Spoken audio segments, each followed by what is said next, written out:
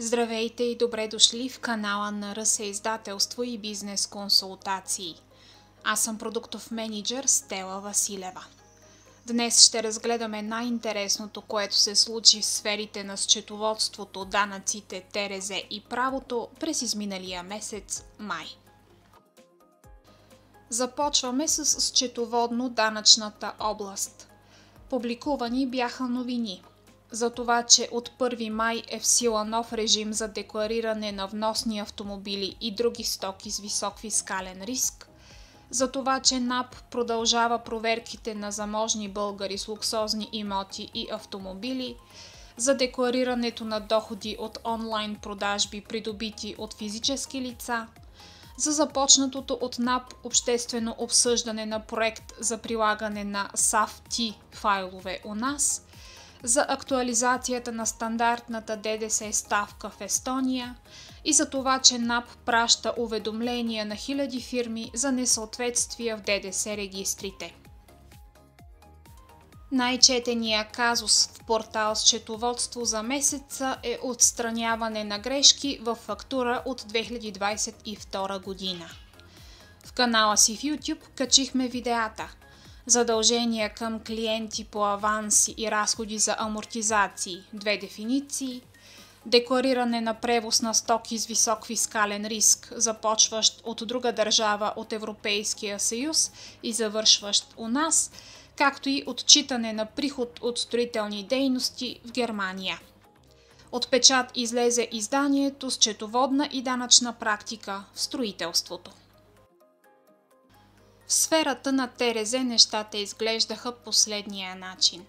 Публикувани бяха новини за най-честите нарушения на трудовите права на служителите, за това, че близо 30 000 души получават средства от универсалните пенсионни фондове, за това, че НАП актуализира автоматично минималния осигурителен доход на над 3400 самоосигуряващи се лица, за предложените промени в правилата за платен отпуск, за продължаващия спад в безработицата, за това, че работниците в земеделието трябва да се наемат на трудови договори, за което напомнят от инспекцията по труда, за това, че само половината пенсионери са с нужните стаж и възраст, за пенсиите, изплащани от частните фондове, за извънредната контролна кампания в строителството, за това, че над 162 000 дружества и еднолични търговци обявиха доходите си, за увеличаващите се разходи за пенсии през първите 4 месеца на годината, за засиленото внимание към трудовите права в туризма с настъпването на летния сезон. Публикувани бяха още новини за новата XSD схема на електронния трудов запис за промяна на работодател, за по-малкото пенсионери с вдовишки добавки, за публикувания програмен продукт електронни трудови записи, за това, че НОИ е против промените в болничните, за това, че НАП спира приема на уведомления за трудови договори и за това, че НОИ препоръчва да съхраняваме хартиените документи до пенсиониране. Обнародвана беше наредба за изменение на наредба номер 4 от 2017 година за нормиране и заплащане на труда.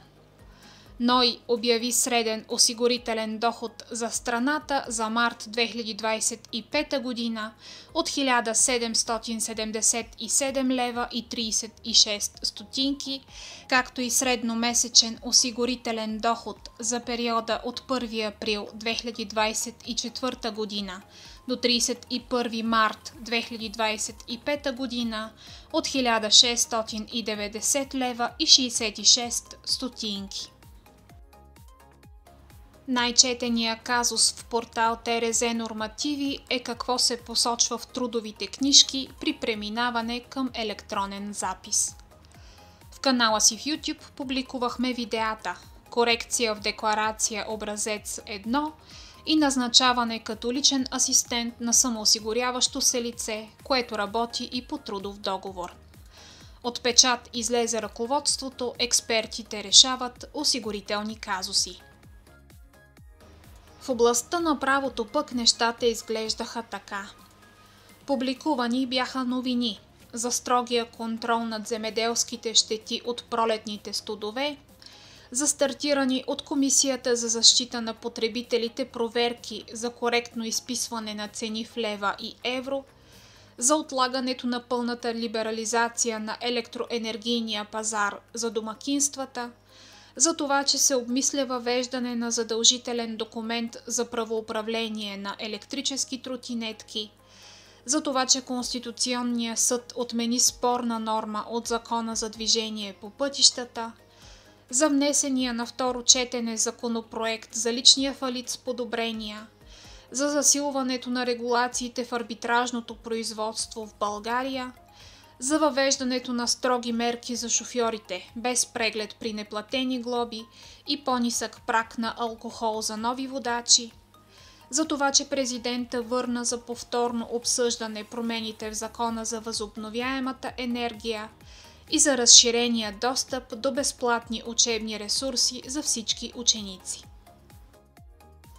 Публикувани бяха още предложения за промени в Закона за туризма във връзка с бъдещото членство на България в Организацията за икономическо сътрудничество и развитие, проект на наредба за изменение на наредба РД 0646 относно правилата за вписване, поддържане и функциониране на Националната електронна информационна система за пълно осиновяване. Проект на наредба за изменение и допълнение на наредба номер 10 за организация на дейностите в училищното образование. Законодателни промени за модернизация на система 112 в съответствие с технологичния напредък.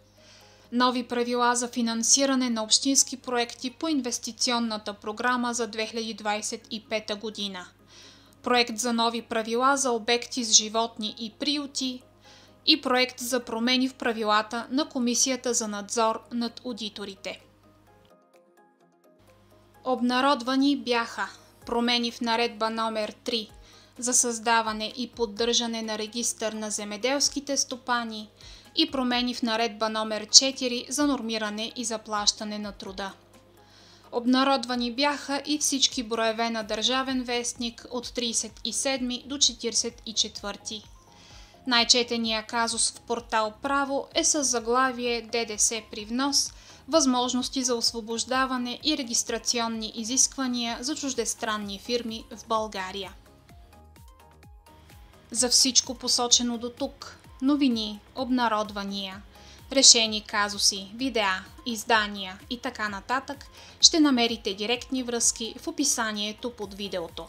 Ползвайте ги за бърз и лесен достъп. Абонирайте се за канала ни Скамбанка, за да получавате известия, когато качваме нови видеа на счетоводна, данъчна, трудова, осигурителна или правна тематика. Благодаря ви за отделеното време. Желая ви успешен, усмихнат и лишен от глоби месец юни.